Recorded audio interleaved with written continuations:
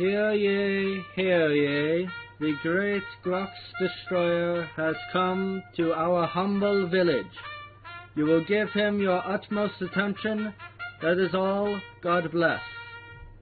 Hello everyone, this is GroxDestroyer, and I am back in War Robots to show you what I have learned in the new battle mode, Team Deathmatch. Now, last time I showed off to you guys I had just got my Fury, which is this guy here, but I did not show you how to sniper or anything like that I have learned. And that guy decided to leave. It's fine, it's fine. So what you do is you find the highest place and the place farthest away from the action. So in this map, it's most likely up here. And second thing, I am showing off to you guys Team Deathmatch. I already said that, but what Team Deathmatch is you try and destroy the most amount of enemy team robots while keeping your guys alive, essentially. So what I just did there is illustrate one of my main points of sniping, is to press this button down here, which makes this spaz all over the place, this button below the firing button, to lock onto your target. That way you are certain that when your sniper guns fire, they will hit their target, because there's nothing worse than missing a sniper and having to wait like 5 minutes. Let me turn that bell noise volume down a bit. What was I saying? I was saying that there's nothing worse than missing a sniper, because you feel like, well, you have wasted a shot like I just did there, and you have to wait for a long time for it to recharge. So I'm using 3 trebuchets, which, if you don't know what this game is, or what I'm doing, I would suggest that you watch some of my previous episodes, where I explain what this game is, and how amazing it is and everything. This is just an update video to show you what I've been learning, and showing for you guys. Ooh, I see you, sir. I see you. I see you. I'm locked onto you. That's not a clear line of fire. Another thing about sniping is be sure to defend yourself, because otherwise you're a very useless sniper if you're dead. And also if a robot is about down, then don't worry about the recharge time. But yes, if someone is right up next to you destroying you, definitely defend yourself. Don't wait for the thing to recharge. But normally the job of the sniper is to just sit back, wait, and help out his team, essentially by shooting at the enemy robots that are not already being fired upon, because the ones already being fired upon will be destroyed fairly quickly, I've seen. But focus on the ones, if you can get a sniper of the other team destroyed, then that is amazing. But, well, that was a different case because this guy was overwhelmed. But try to, if you have a great line of sight to everything, like in this map, I love this map, by the way, then just look for basically who needs the most help, which enemy robot is being the most sneaky, or trying to be the most sneaky. Like someone trying to steal a beacon, you would definitely want to snipe before someone who's just out in the open, like that guy who didn't quite hide from me. What else? Oh yeah, I got new paint jobs on some of my robots, which look amazing, by the way. I think this is something in another game, if I'm not mistaken, but where if you have a certain advancement that you complete, that you earn a skin. Oh yeah, it's War Robots.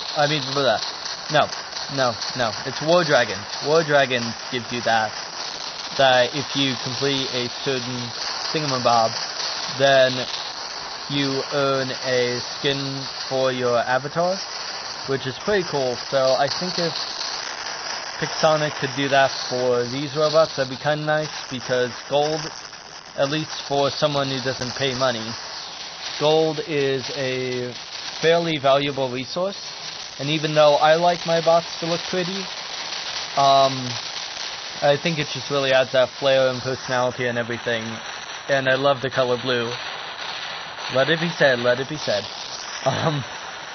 That I do love shades of blue. I just always have. And so does my family, strangely enough. It must be a genetic thing. Anyway, yeah, if these could be somehow cheaper or like earned more or more customizable, I don't know. They're amazing, and I'm perfectly fine if they stay this way. It's great. But if they could have more choices, or that you could like mix and match them yourself. I know there are probably legal things with having the ability to paste your own skin on something. I mean, Minecraft, you can only go so far, and so they don't have to worry about that, but War Robots probably does. So, maybe not that far. Which, come to think of it, that would be an interesting small business to have, where, of course, if you give permission from Pixonic to create tons of these skins for robots, and then sell them at like $1 for 5 or something for people to have awesome skins. I just think that would be really cool for the game. And I love my Gareth because he can just run away from missiles, which is absolutely amazing. Speaking of, on this guy, my top weapon is a Hydra, my side one is the swirly bob thingamabob that I can't remember the name of ever. Well, the top one, the Hydra that I'm firing right now, I intend to replace with Scourge because I almost have all of the components for that. Which, by the way, new thing, components.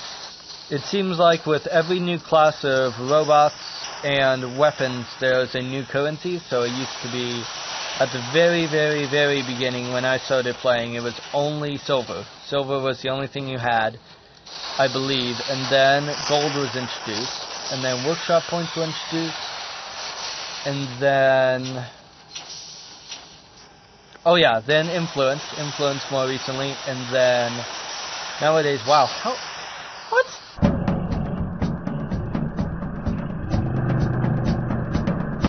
That hit. Okay, I'll take that. I'll take that. I'll take the not dying. That's fine. I was fairly certain that hit me, but whatever.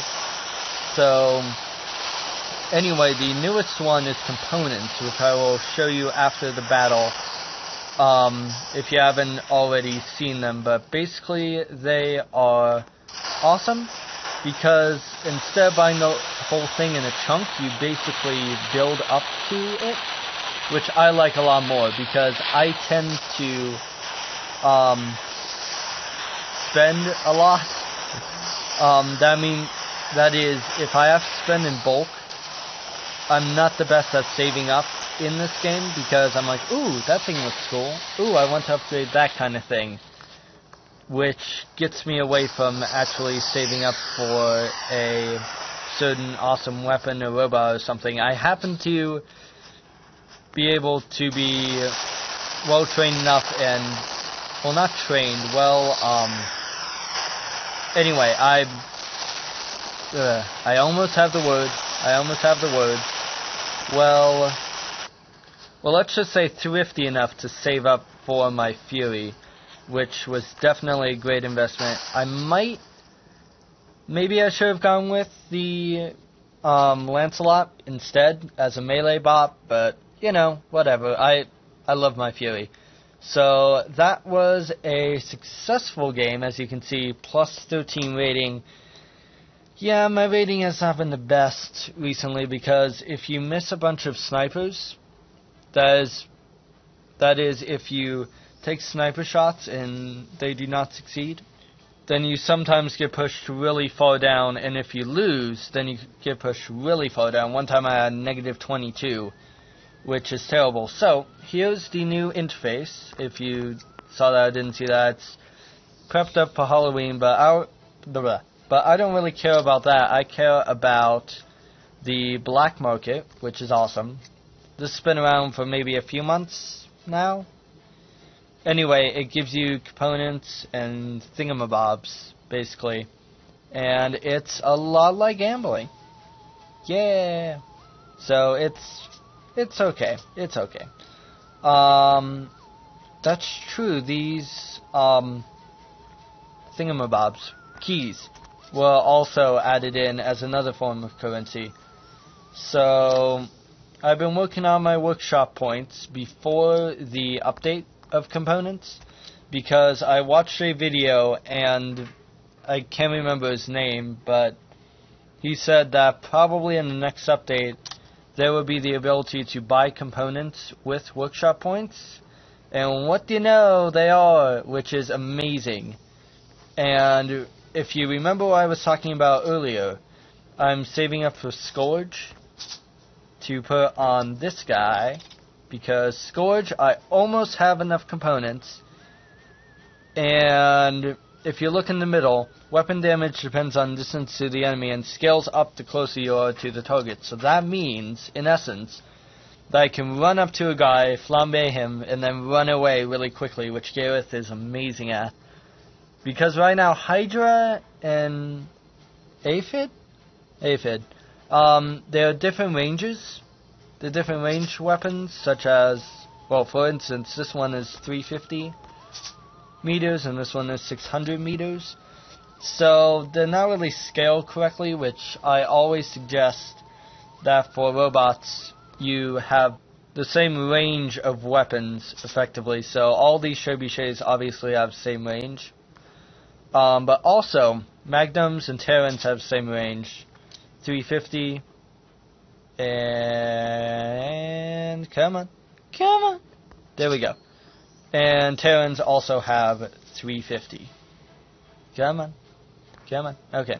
Same thing with these. I believe they're both 600s. But as you can see, I splurged a bit on paint jobs for these two guys, which look awesome. Unfortunately, this only has one paint job, which I don't really like the red. I prefer the blue, and this guy I would love to have this or this. Yeah. But anyway, so I believe that's about it for this episode. Leave a like if you like. Be sure to comment down below if you have any suggestions, and also tell me if you like the presence of sound from War Robots in the videos, or if you prefer more like this, where there was less sound and just me talking, or just me talking and maybe something like a classical music or whatever in the background. Be sure to comment on that. Tell me if I'm doing something stupid with my robots, for certain. Be sure to voice your opinion down there, and subscribe to see my next War Robots video. See you guys in the next one. Thank you for watching. Goodbye.